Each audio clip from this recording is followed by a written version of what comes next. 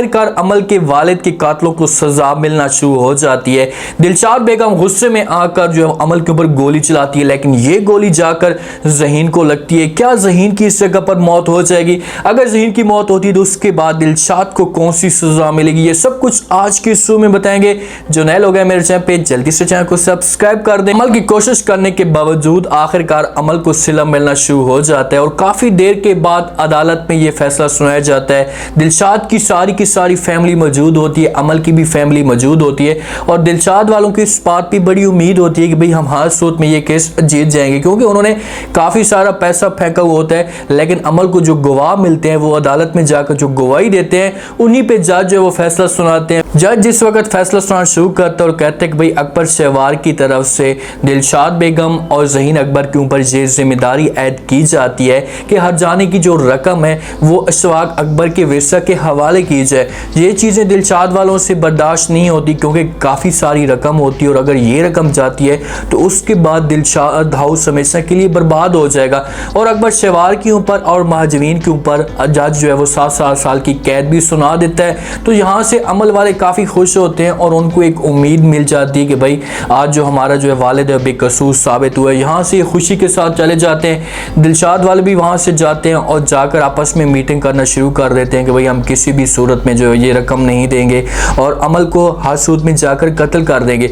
ज़हीन से ये चीज़ें बर्दाश्त नहीं होती। ज़हीन अपने आप के ऊपर बड़ा फ़ख्र करके बैठा हुआ था कि भाई चाहे जो कुछ भी हो जाए मैं हर सूरत में ये केस जीत जाऊंगा। राशिद को भी पुलिस पकड़ कर लेकर चली जाती है। पहले दिन जो है राशिद को हो सकता है कि टिक्का शिक्का मिला हो, उसको खाना शाना अच्छा मिला हो जिसकी वजह से उसका मुंह मीठा हो गया हो। तो दूसरे दिन भी पुलिस वाले को जो है कहना शुरू कर देते हैं कि भाई आप ऐसा करें कि मेरे लिए जो है वो थोड़ा सा टिक्का भी लेकर आ जाए, जो पैसे लगेंगे मैं आपको पैसे देना शुरू कर दूंगा, मेरा बड़ा दिल करता है। तो पुलिस वाला जो है इसकी इंसल्ट करता है, क्योंकि उस कार में जो है वो आज़ादी के साथ रहता था। उसको जो चीज़ मिलती थी या जो खाना बचता था दिलशाद की फैमिली से वो बाद में जाकर सुकून के साथ खाता था। यहाँ पर इसको दाल मिल रही है तो अब इसको वो चीज़ें याद तो आ रही। तो पुलिस वाला इंसल्ट करता है इससे कहते हैं कि भाई मैं तुम्हारे बाप की जो है ये यहाँ पर दुकान नहीं है, तुम्हारे बाप का ये घर नहीं है कि तुम जो मर्जी से जो है वो मांगोगे तुम्हें वही मिलेगा। दाल तुम्हें मिलेगी वो भी गली सड़ी हुई, यही चीज़ें तुम्हें खानी पड़ेंगी। फिर जाकर राशिद को एहसास होता है कि यार मैं अमल के साथ ये चीज़ें ना करता तो अमल कभी भी मुझे इस मकाम तक ना पहुँचाती। इन वाले जिस वक्त घर जाते हैं दिलशाद वाले सारे के सारे माँ भी साथ में मौजूद होती है और इन दोनों को भड़काने की कोशिश भी करती है कि भाई अमल को अभी भी ख़त्म कर दें तो हमारी जो ये वो जान छूट जाएगी और जो पैसा होगा वहीं पर रह जाएगा, हम पैसा देने से बच जाएंगे। तो ये पहुंच जाते हैं अमल के घर। अमल उस वक्त घर में मौजूद नहीं होती, रेहान भी साथ में मौजूद होता है। थोड़ी देर के बाद अमल और रेहान आते हैं तो इन दोनों को देखते हैं तो अमल शोर मचाना शुरू कर देती है। दिलशाद बेगम ज़हीन बड़े प्यार से जो वो बात करती है इनके साथ कि भाई तू ये केस वापस ले ले। तो अमल इनकार करती है और कहती कि भाई चाहे जो कुछ भी है हो, चाहे अब हर चीज़ जो वो सामने आ चुकी है, आप लोगों को सज़ा मिल चुकी है, अकबर आपका जो है वो जेल के अंदर चला गया, तो मैं ये केस कैसे वापस ले सकती हूँ, क्योंकि मेरा वालिद तो बेगुनाह था, उसका तो कोई भी कसूर नहीं था। लेकिन वहाँ पर ज़हीन को गुस्सा आता है और कहते हैं कि भाई तू ये केस वापस लेती ही नहीं या मैं अपने जो करतूत दिखाना शुरू कर दूँ। तो अमल इनको उठाने की कोशिश करती है, इन्हें कहती है कि भाई तुम चुपचाप यहाँ से चले जाओ वरना मैं पुलिस को जाकर इन्फॉर्म कर दूंगी। तो ज़हीन कहता है कि मैं तुम्हें इतना जलील करूंगा या तुम्हारे साथ वो हशर करूंगा कि तुम पुलिस को बताने के काबिल नहीं रहोगी। जब अमल पुलिस को वहां पर बताने के लिए जाती है तो ज़हीन इसे पकड़ लेता है और खींच कर अंदर लेकर जाने की कोशिश कर रहा हो सकता है कि कमरे के अंदर लेकर जाए और इसका कुछ न कुछ हशर करने की कोशिश करे। अमल इसके साथ जो है वो लड़ाई करना शुरू कर देती है और जिस वक्त अमल इसके साथ लड़ाई करती है तो दिलशाद बेगम को गुस्सा आता है और उसके पास जो एक गन होती है नकली सी, और वो गन निकाल देती है। माँ भड़काने की कोशिश करती है कि भाई दिलशाद बेगम अमल के ऊपर गोली चलाओ, इसे जो वो ख़त्म कर दो, किस्सा ही इसका तमाम कर दो ताकि हमें इस किस्म की कोई परेशानी ना आनी पड़े। जिस वक्त वो गोली चलाने लगती है तो आगे से जो वो ज़हीन आ जाता है और वहाँ पर जो गोली है वो ज़हीन को लग जाती है। यहाँ पर यह सवाल पैदा होता है कि क्या ज़हीन की जो वो मौत हो जाएगी। अगर ज़हीन की मौत होती है तो उसके बाद माँ के साथ क्या होगा और दिलशाद बेगम के साथ क्या होगा, क्या दिलशाद बेगम को भी माँ मार देगी।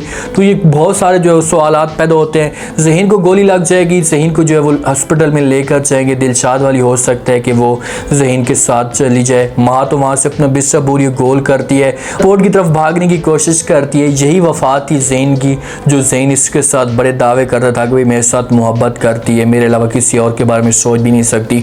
और जिस वक्त ज़हीन को गोली लगी है तो उसी वक्त ये भागने के लिए तैयार हो जाती है।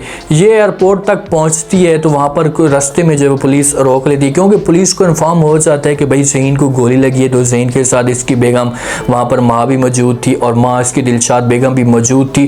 तो इन दोनों के लिए जो वो बड़ी मुश्किल फंस जाएगी। जिस वक्त ये वहाँ पर पहुँचती है, पुलिस वाले से रोकता है, दरवाज़ा खटखटाता है। उसके बाद माँ अंदर से मुँह गंदा निकालती है। तो पुलिस वाला कहता है कि मैडम आप बाहर निकले। तो माँ डर जाती है कि भाई मेरी देर हो रही है। वो झूठ बोलने की कोशिश करती है कि भाई मैंने जाना है, मुझसे आप प्लीज़ मत रोकें। तो पुलिस वाला जो कहता है कि भाई आप प्यार से निकलती हैं, जब प्यार से गाड़ी में बैठकर आप जाती हैं, मैं ज़बरदस्ती आपको निकालूँ, अपनी गाड़ी में बैठा दूँ। फिर माँ डर की वजह से हो सकता है कि इसके साथ पुलिस वाले को बैठ जाए और इसे जो है वो थाने लेकर चली जाए। वहाँ पर इसका जो ख्वाब होगा बाहर जाने का वो टूट जाएगा। उसको जो है वो यहाँ से जान नहीं छूटेगी, क्योंकि ज़हीन की जो है वो लास्ट एपिसोड में मौत हो जानी है। और जिस वक्त ज़हीन की मौत होगी तो दिलशाद बेगम को भी बड़ी सज़ा मिल जाएगी और माँ को भी बड़ी सज़ा मिल जाएगी। अगर ज़हीन की मौत होती है और जिस हिसाब से दिखाया जा रहा है कि माँ यहाँ से भाग रही है, तो मुझे ऐसा लगता है कि दिलशाद बेगम के ऊपर भी माँ गोली चला सकती है और इन दोनों की डेथ हो सकती है। इससे दिलशाद हाउस हमेशा के लिए ख़त्म हो जाएगा, उनके पास कुछ भी नहीं रहेगा, क्योंकि हर एक फ़र्द ऐसा ऐसा टूटना शुरू हो जाएगा। माँ तो हमेशा के लिए जो है वो जेल में चली जाएगी, इसको सज़ाए मौत भी हो सकती है, दिलशाद बेगम को भी सज़ाए मौत हो सकती है। ज़हीन को तो वैसे गोली चल गई है। तो वहाँ से जो है अमल और रेहान अपने वालिद की कब्र तक जाते हैं और जाकर अपने वालिद को अमल सब कुछ बता देती है कि भाई आज मुझे इस बात का 100% यकीन हो गया कि तुम जो है बेगुनाह थे, तुम्हारा कोई भी कसूर नहीं था और तुम्हारे कातलों को जो है वो मैंने अंजाम तक पहुंचा दिया है, इनको मैंने सज़ा दिलवा दी है।